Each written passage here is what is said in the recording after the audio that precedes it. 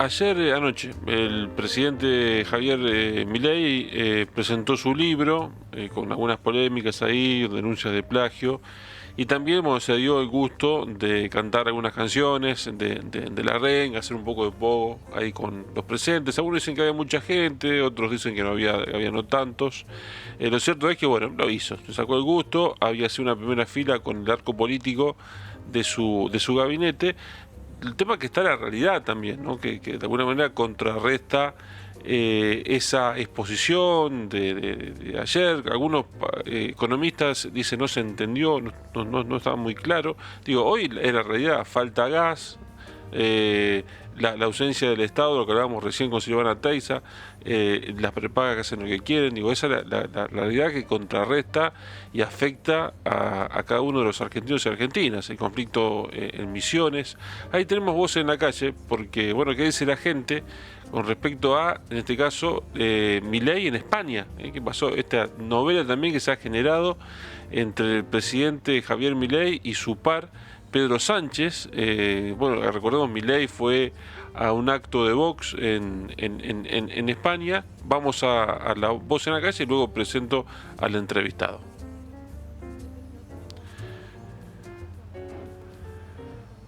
Tenemos a Roque Cantoya en línea ahí para hablar sobre el tema. Roque, ¿cómo te va? Buena tarde para vos. Hola Carlos, buenas tardes, ¿cómo estás? Gracias por el llamado. Bueno, hacía un poco la introducción ahí mientras le damos tiempo a la gente ahí en los controles para poner voz en la calle, pero decía esto, ¿no? Digo, de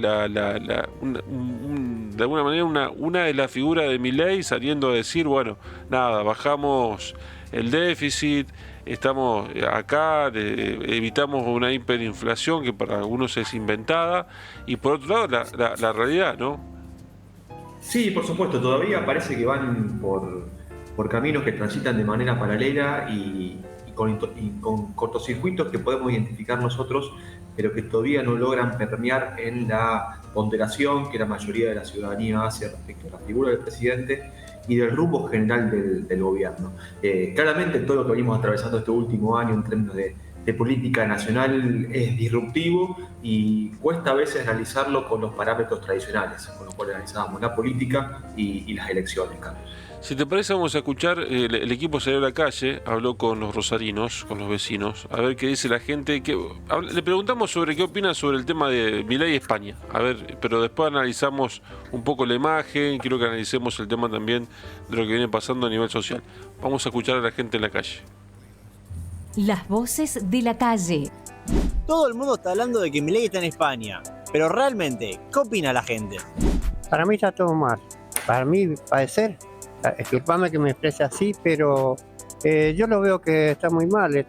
Imagínate, se va y se agarra con el presidente que no corresponde a nosotros andar haciendo eso. En lugar de que así como estamos mal, que trate de algo mejor, él va a mostrar más de ejemplo.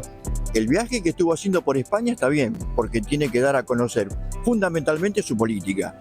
Pero lo que está mal es que no puede inmiscuirse en las políticas de otros países. ¿Qué opinás de este viaje que hizo a España? ¿Está bien? ¿Está mal? El viaje a España me parece perfecto. Me pareció innecesario un apoyo tan explícito. Lo que pasa es que Milei tiene su personalidad y también responde a los agravios. Así que sí, lamentablemente es un malentendido lo que hay en cuanto a la situación que hay en España, pero bueno, supongo que lo vamos a solucionar.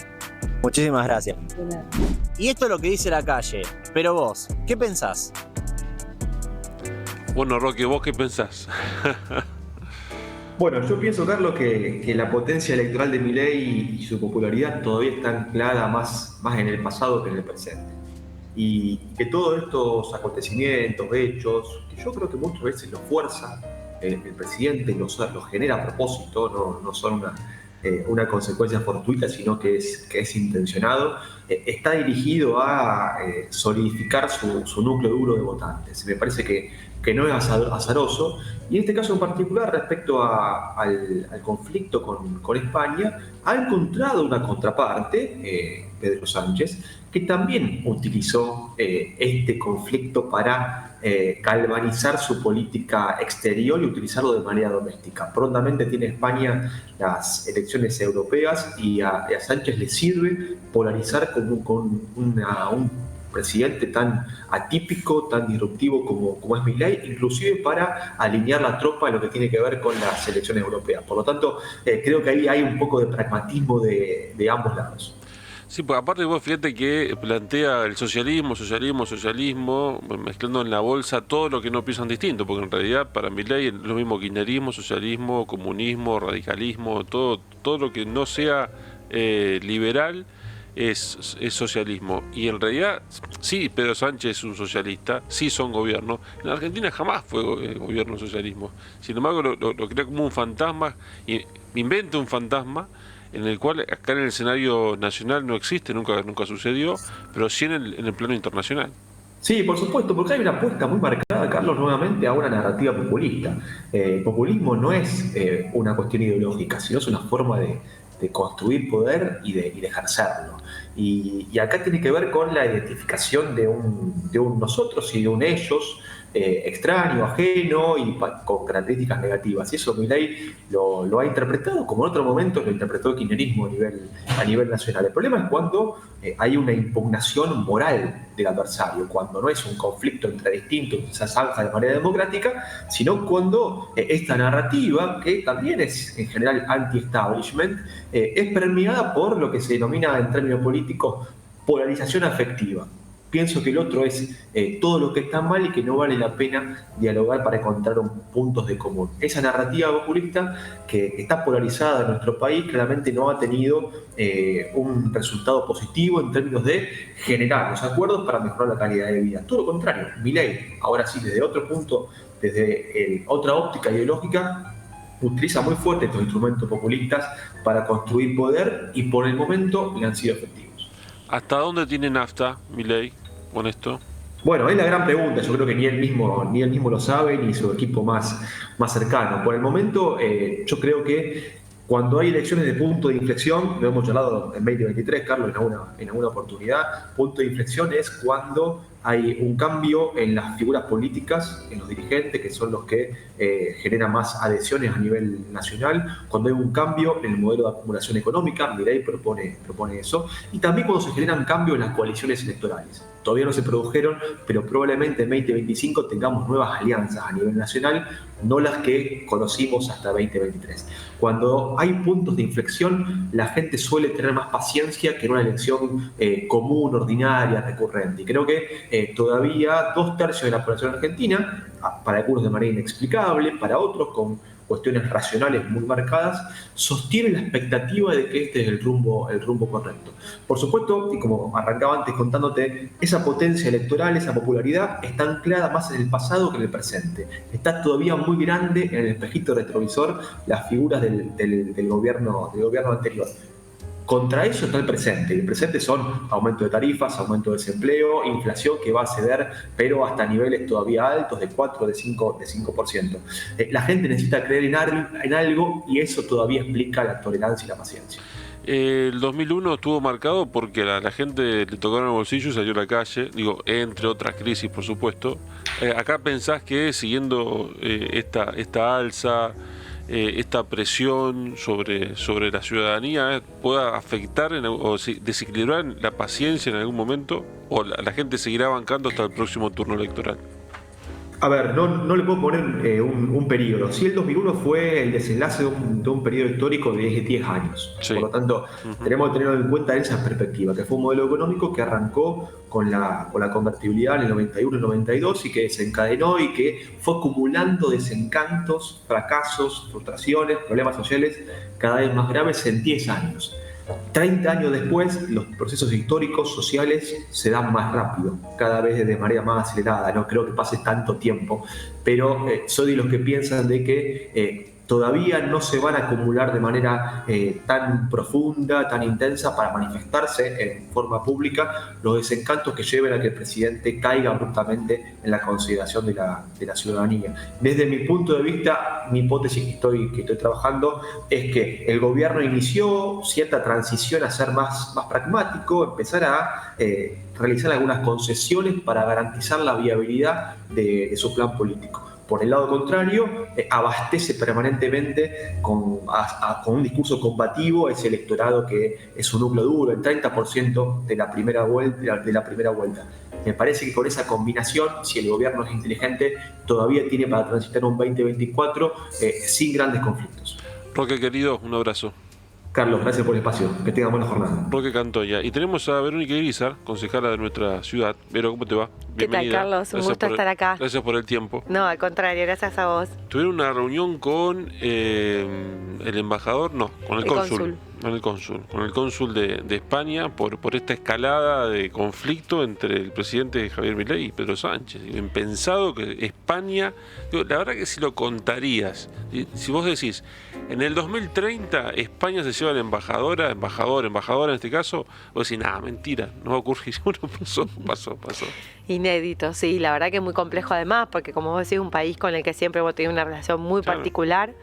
Y que además, en una lógica donde el presidente en teoría está saliendo a buscar inversiones extranjeras, pelearse con España, muy contradictorio y muy negativo, porque hay empresas españolas en el país y la verdad que inédito y no sabemos qué consecuencias puede traer, porque lejos de haber bajado el perfil a la discusión, le subió y lo puso en esta lógica de grieta que plantea un poco Roque, ¿no? Contra el gobierno anterior, diciendo que el expresidente era asesor de Pedro Sánchez y demás. Entonces, complejo. La verdad que fuimos a transmitirle nuestra solidaridad como Partido Socialista, porque además los acusa también de socialistas, como si esto fuera una connotación negativa. Sí, pero perdón que te interrumpa, digo, recién hablábamos con Roque. Ustedes los socialistas, nosotros los socialistas, claro, fueron gobierno, digo, pero si inventa un fantasma, digo, traslada un fantasma nacional al plano internacional, donde sí, bueno, Pedro Sánchez es un socialista, pero acá nunca fue gobierno socialismo en Argentina. Nunca fue gobierno en Argentina. Fue gobierno a nivel nacional, país. Claro. Tal cual. Intenta confrontar contra eso porque creo que lo sostiene en ese núcleo duro que él tiene, pero creo que es muy peligroso, ¿no? Porque el daño que le puede hacer a un país, que además justamente creo que tenemos el gran desafío de repensar la matriz productiva de Argentina, de cómo nos integramos al mundo, un mundo que está creciendo, que está con bases sólidas de consumo, y nosotros que podríamos estar generando valor agregado a lo que exportamos, que seguimos exportando los mismos productos que hace muchísimos años y que podríamos estarle generando valor a esa cadena productiva de los cereales o las oleaginosas que exportamos así. No, nos discutimos y peleamos con el mundo, se nos queda en un lugar muy complejo, ¿no? Inédito. Creo que estamos viviendo un cambio de paradigma muy fuerte que nos cuesta entender en el día a día, que quizás con un poquito más de perspectiva más adelante podamos entender de qué se trató esto. Creo que parte del hartazgo de la sociedad con el proyecto del kirchnerismo, que generó también mucha confrontación social, y esto es la respuesta, y se bancan cosas que probablemente vos lo planteabas, ¿no? El 2001, donde la gente salió a la calle. Digo, hoy estamos en un momento muy complejo. Ahora, pero ¿es el kirchnerismo o también hace falta un mea culpa desde el arco político, digo, tradicional, donde indudablemente hemos estado disociados de las verdaderas necesidades de la gente? Yo creo que un poco y un poco, obviamente que siempre la política tiene que estar cuestionándose y repensándose, y a nosotros nos pasó mucho en 2019 cuando perdemos el gobierno, al Partido Socialista de Santa Fe, obviamente que nos generó un proceso de quiebre y de repensar y de hacer autocrítica hacia adentro y de cara a la sociedad. Pero creo que también acá se generó una confrontación muy negativa, ¿no? En esto de que sos mi amigo o mi enemigo. La política no es eso, la política es cómo entre todos... Hoy continúa. Hoy continúa más que nunca. Como un legado. Más que nunca, ¿no? Y en temas básicos, ¿no? Por ejemplo, la discriminación al interior, tener una mirada centralista del país que sigue estando más latente que nunca, ¿no? Viene en nombre de bajar el déficit fiscal, quitaron los subsidios al interior del país, eliminaron la obra pública por tener una mirada distinta de los temas. Y la verdad que, ¿para qué aportamos? Digo, uno cuando se pone a pensar, apoya la cabeza en la almohada y se pone a pensar el trasfondo. ¿Por qué creamos un Estado? ¿Por qué todos sostenemos un Estado nacional? Que digo que fue posteriormente creado por las provincias. ¿Para qué? ¿Para qué pagamos IVA, ganancias? ¿Para que nos vuelva qué?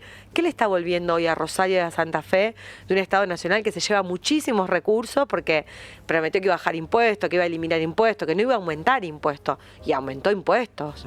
Está planteando volver a poner el impuesto a las ganancias a los trabajadores, la cuarta categoría, el impuesto a los combustibles líquidos, que a veces uno no toma dimensión, ¿no? Por cada litro de nafta que cargamos, 132 pesos se lleva Milei.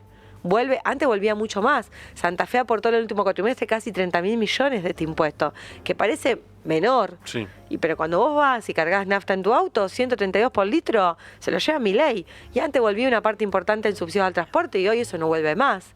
Entonces, la verdad que yo creo que en algún punto la sociedad va a reflexionar sobre esos temas. Creo que hoy todavía está muy fuerte y él se encarga todo el tiempo de realimentarlo, y Cristina las veces que ha aparecido también apareció a realimentar esa grieta porque creo que lo sostiene a ellos también, y creo que no es positivo para el país. Hoy el país necesita un gran acuerdo nacional donde las principales fuerzas políticas acuerden cuáles son las medidas de mediano y largo plazo, porque esta receta de enfriar la economía para bajar la inflación, ¿a dónde nos lleva, no? Está bien, podés encontrar el resultado de que en unos meses, sí, del 25% de inflación que tuvimos en diciembre, obviamente que bajarlo es fácil, pero el enfriamiento que tenemos hoy en la economía, la falta de capacidad de poder consumir del trabajador, del emprendedor, lo que nos hemos empobrecido en términos relativos cuando uno mira su salario en términos de lo que la canasta que compraba de bienes hace un par de meses y lo que compra hoy, quizás todavía no tomamos dimensión, ¿no? Entonces nos metió la mano en el bolsillo en pos de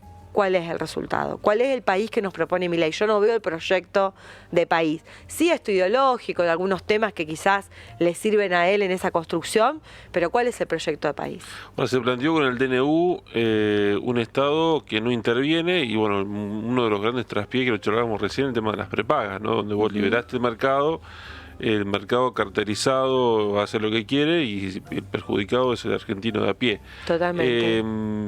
Y además el sacudón que eso va a generar en el sistema de salud pública, que además el gobierno nacional no sostiene nada, no sé, el ministro de Salud si conoce un hospital, la verdad que no lo veo con esa estrategia, y por suerte en Santa Fe tenemos un sistema de salud pública que es de primera calidad porque fue pensado por Hermes Wiener y construido en 3 gobiernos que hubo, y lo mismo Rosario, que tenemos años de recorrido en construir una red de salud, de atención primaria, segundo nivel, alta complejidad. Pero ¿qué pasa en las otras provincias donde no hay nada? Donde no hay absolutamente ningún nivel de atención. Entonces, el que pagaba una prepaga hoy no lo puede sostener más. Entonces, ¿a dónde va a ir esa gente? Al sistema público. ¿Y cómo se financia el sistema público cuando en realidad estamos en un esquema en el cual el gobierno nacional no le está transfiriendo a las provincias algo de lo básico? Donde además te quedaste sin un montón de recursos que antes venían o cosas que hacía el Estado Nacional que hoy no las hace. Y te doy el ejemplo de las universidades. O sea, vos tenés déficit fiscal, tenés que ajustar a todas, no tenés que ajustar a solamente todas las del interior y a la UBA le dejás los recursos. Lo mismo el transporte, no podés, porque nos dijo, quitamos los subsidios al interior porque tenemos déficit, tenemos que eliminarlo. Nos llevó a 0 en febrero los subsidios al interior, que eran las migajas de los subsidios, porque era el 10% del total de subsidios al transporte.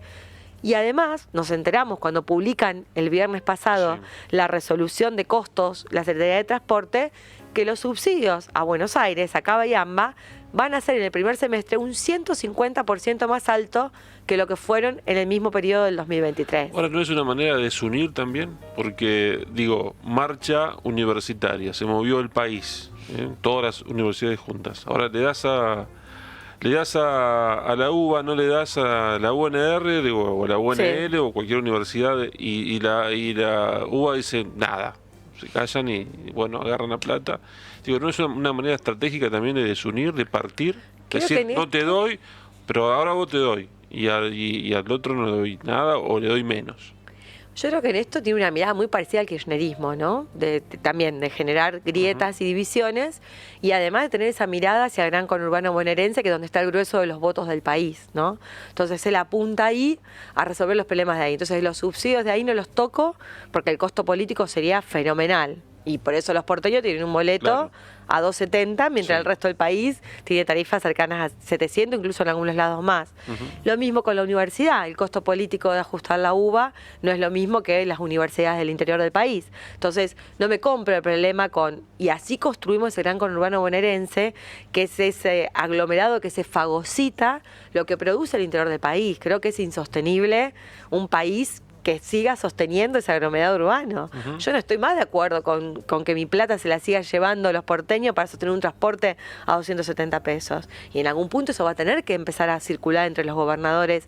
Che, esta nación que creamos, con Sí. esto, ¿es sustentable? Ahora, digo, ¿ustedes están analizando como partido de que Milei lo está subiendo a un ring? Terrible. No existíamos y a nivel nacional. Está haciendo una, porque, digo, la elección próxima, donde se van a plantear dos modelos de país, digo, es el socialismo, acá estamos, Acá estamos. somos nosotros, pues increíble. Digo, Increíble. digo, sin querer, queriendo, como diría el Chavo, está haciendo un favor, digo, pero lo está instalando. De hecho, por ejemplo, yo ayer escuché en varias emisoras de Capital Federal a Esteves Buero, a Guillermo Esteves Buero, papá de Enrique. A Guillermo, sí. A Guillermo diciendo, bueno, es culpable, digo, Esteves Buero que también es culpable de haciendo 50 millones de muertes en el mundo, digo. Entonces se empieza a visibilizar, ¿qué digo con esto? Un modelo, digo, bueno, está bien, a ver, vamos a debatir, porque lo que hoy está planteando Milei es decir, bueno, vamos a debatir, ¿qué queremos? ¿Este modelo liberal o el modelo socialista que tiene que ver con un Estado presente, que por supuesto con reparos también escuchando a la sociedad que quiere, digo, porque no podés Obvio. estar ajeno a las necesidades o a lo que la gente pretende de la política? Es así, pero además en un país que está mucho más empobrecido que ese país que conocimos antes, ¿no? Yo reflexionaba respecto al proceso del socialismo en Rosario, en los 90, con un gobierno neoliberal a nivel nacional y que en realidad desde Caballero en adelante hubo un proyecto y sostener políticas públicas. Y el ejemplo es salud pública, ¿no? Donde siempre hubo una misma mirada y se sostuvo. Y los logros que se obtuvieron con eso fueron enormes, ¿no? Para la gente en Rosario ya es un derecho conquistado. Creo que ningún gobierno podría volver atrás un solo paso de lo que se avanzó en salud pública. Y que es una realidad porque Hermes siempre nos decía, para algunos lo público es lo único. Entonces, si no garantizamos lo más básico, que es la salud y la educación, ¿qué proyecto de país podemos aspirar, no? Pero como bien decías, él nos pone en ese ring. Con mentiras también, porque plantea o nos hace querer hacer responsable de cosas que no fuimos porque nunca fuimos gobierno Bueno, nacional. no, pero está bien, pero te pone un escenario, pues no dice así. Miriam Breckman. No, tal cual. Dice el socialismo. El socialismo, es así. Pero por otro lado también él te plantea un pacto. Bueno, primero vino contra la casta. Y la verdad cuando vos lo ves, sus armadores son la casta más pura. Digo, de hecho tener un Menem presidiendo la Cámara de Diputados, si no es casta eso, que es más casta que eso, ¿no? Y por otro lado plantea un pacto que también es con la casta, porque hace un pacto con la política. Nosotros del socialismo creemos que el pacto tiene que ser con la sociedad, ¿no? Convocando a la gente y convocando a los actores de la sociedad civil, a las organizaciones, a las empresas, no un pacto con la política. El pacto tiene que ser de cara a la gente, porque, como te decía antes, Milei probablemente sea una circunstancia de este país. No sé cuánto va a poder sostenerse, porque creo que también en un punto no veo el plan, digamos, ¿no? Porque está bien, bajar la inflación, pero a costa de enfriar una economía que ya venía muy golpeada. Entonces llega un momento que más gente se va a quedar sin trabajo, que los salarios son cada vez más bajos respecto al nivel de precios relativo. Entonces, bueno, ¿hasta dónde se sostiene? Pero el pacto tiene que ser más largo que esa mirada de un presidente circunstancial como Milei. Creo que también nos lo dejó el kirchnerismo a Milei, porque si el kirchnerismo hubiera sido un poco mejor las cosas, hecho un poco mejor las cosas en la última gestión, no creo que hubiéramos llegado como sociedad a votar a alguien como Milei. Pero ¿y cuál era la alternativa? ¿Massa? ¿Cuál es la alternativa? No, porque digo, en eso sí asumo la culpa de la política. Claro, pero también hay un proceso que se da. Hay un proceso que se da donde vos decís, bueno, a ver, el kirchnerismo está bien, dale, desastroso, porque la verdad que, digo, un proceso inflacionario, no controlado. La pobreza. Ahora digo, ¿cuál era la alternativa? Digo, Y la corrupción. Claro, pero el votante, ¿cuál es la alternativa que le dabas? El loco con el respeto por la investidura presidencial, pero no termina haciendo. Hoy le preguntaba, cuando arrancamos el programa, a Pablo Corsarini, digo, si se animaba en Pérez a salir haciendo pogo o cantándole a los perecinos. Digo, y es muy difícil. Muy difícil. Digo, no sé si está bien, está mal, pero la verdad que no solamente que un cambio de paradigma, sino es no entender o no tener empatía con, con los compatriotas, por ejemplo, de Misiones en este momento, o de Corrientes, donde también hay problemas. Digo, cuando vos decís, bueno, el kirchnerismo nos dejó, pero ¿qué haría como alternativa? Porque recordemos que también, digo, y esto es una culpa importante que yo considero humildemente que tenemos que hacer desde la política y tenemos que hacer también desde el socialismo, es decir, acompañamos a Massa, hagámonos cargo de ante esta realidad de Milei, hicimos ese planteo, no antes, digamos. No, bueno, está bien, digo, pero ponete con Schiaretti, lamentablemente, creo que... Ponete en el lugar del vecino. Sí. Si es confuso para gente de la política, de raza, ¿te imaginas para el vecino de a pie? Sí. No, creo que nos faltó tiempo, ¿no? Viste que nosotros con Hermes Wiener en el 2011 sacamos un resultado que era inédito. Lamentablemente Hermes lo perdimos siendo joven. Ni hablarlo de Miguel, que creo que hubiera sido un presidenciable sin dudas, en un armado más federal, ¿no? Y creo que Schiaretti representa un poco eso, ese armado federal de que se pueden hacer las cosas de una manera distinta. Tanto Santa Fe como Córdoba, a lo largo de estos años han podido demostrar que las cosas se pueden hacer de una manera distinta, que con honestidad, transparencia, con un proyecto de provincia, vos podés hacer cosas y que la gente lo ve. Y fíjate, Santa Fe en educación, lo que avanzó en las gestiones socialistas, la salud ni te digo, las obras de infraestructura. Miguel Lifchitz, como último gobernador, era un convencido de la necesidad de las obras de infraestructura para poder hacer una provincia cada vez más pujante y productiva. El aeropuerto, el empuje que le dio un montón de temas. Bueno, luego vino Perotti y lamentablemente nosotros tenemos una visión muy crítica de lo que fue esa gestión. 4 años que se perdió lo que se venía haciendo y que eso tuvo un impacto muy directo, ni hablar en la violencia y la inseguridad, pero en todos los temas. A veces la gente no ve el costo de oportunidad de los malos gobernantes, ¿no? A veces parece, bueno, termina y ya está, pero lo que se perdió en oportunidades en esos 4 años es enorme. Y creo que faltó ese tiempo de maduración de nuestros referentes, de construir una cosa más transversal, que bueno, la candidatura de Schiaretti un poco la representaba, lamentablemente no hubo posibilidad de llegar porque se chupó todo la grieta esta, entre lo que fue el armado de Juntos por el Cambio, obviamente el emergente de Milei, que termina ganándole una estructura como era Juntos por el Cambio, que tenía el radicalismo y el PRO, y bueno, obviamente el proceso del kirchnerismo con una mala gestión y que tampoco le dio. Nosotros ante eso decíamos, bueno, Milei no. O sea, en la segunda vuelta dijimos Milei no, porque tenemos en claro que en el medio lo que pasa es que un montón de gente queda fuera del sistema y que esa gente después les cuesta mucho, porque lo vimos en los 90. Yo digo, lo cuento desde mi vida personal. Mi viejo en los 90 tenía una fábrica que se fundió y no pudo volver a reinsertarse y sus empleados tampoco se reinsertaron en el mercado de trabajo. Por suerte nos permitió tener un estudio a nosotros y pudo sostener eso, pero tuvo una depresión, se enfermó de Alzheimer, se murió. Entonces, el daño social, del tejido social y la cantidad de gente que nosotros tenemos en nuestra sociedad, digo, 60% de los jóvenes pobres y niños, ¿cómo haces para revertir ese proceso social? Entonces, si no es con un país serio, que tenga en claro que hay que priorizar la educación, que a esos chicos hay que darle una oportunidad de salir de ese círculo de pobreza en el cual están, que después además terminan siendo mano de obra barata para el narcotráfico o para la delincuencia, y que en su vida no vale nada, con lo cual la tuya o la mía, ¿cuánto puede valer? Si no salís de ese círculo, si no das oportunidades, si no le demostrás que pueden tener esa idea del ascenso social, de mi hijo el doctor, ¿hacia qué sociedad estamos yendo? ¿Qué es lo que estamos caminando? Es una sociedad de consumo que no me da nada más que el pertenecer, el estatus, tener una zapatilla, un celular y nada más. Milei habla de Menem, se llena la boca. De hecho, bueno, una reivindicación. Después de eso pasaron tantas cosas que... Sí, una reivindicación. Tengo mi opinión personal con respecto a eso. Pero digo, oportunamente Menem vino por el socialismo. De hecho, quiso aliarse como sea. Igual que de hecho, termina partiendo con Caballero y lamentablemente. Hermes, oportunamente. Entonces hay también una de las tantas contradicciones que tiene Milei en su cabeza. Así es, porque tal cual, como vos lo decías, Menem intentó llevarse a Héctor, bueno, de hecho se lo llevó a Héctor Caballero, claro, y fue producto de la ruptura. Exacto. Seguramente si Caballero hubiera sido el primer gobernador socialista, claro, y hubiéramos llegado con más tiempo a una posibilidad nacional.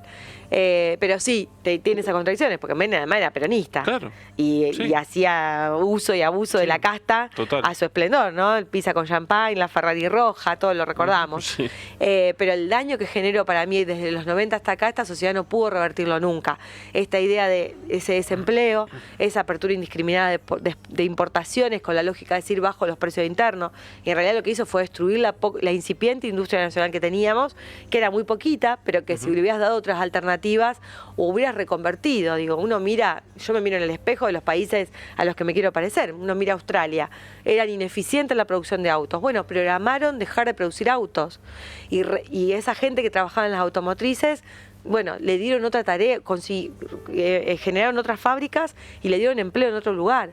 A eso tiene que apuntar Argentina, Claro. no a mirarse en el espejo retrovisor de lo que hizo Menem, que destruyó la economía del país, porque los niveles de pobreza de ahí en más solamente crecieron, ¿no? Entonces tampoco creo en el populismo de te doy dádiva. Mira, yo tengo muy grabado en mi campaña del 2019 en un barrio muy humilde de la ciudad, un señor muy mayor me dice, "No, yo toda mi vida voy a ser socialista, porque el socialismo no me dio pescado, me entregó una caña y me enseñó a pescar". Y creo que de eso habla la diferencia de lo que es el socialismo y lo que fue el proyecto de socialismo en Santa Fe. El socialismo pensó en cómo mejorar la calidad de vida de la gente. Tuvo programas pero espectaculares, como el de agricultura urbana, la economía social, que no existían antes, de darle oportunidad a que la gente pueda tener y construir el futuro que desea tener. Vero, gracias por estar. Gracias a vos, por el Carlos, tiempo. como siempre, un gusto. Vero Irizar con nosotros. No se vayan, ya viene Juan Nemeroski para cerrar esta parte del programa.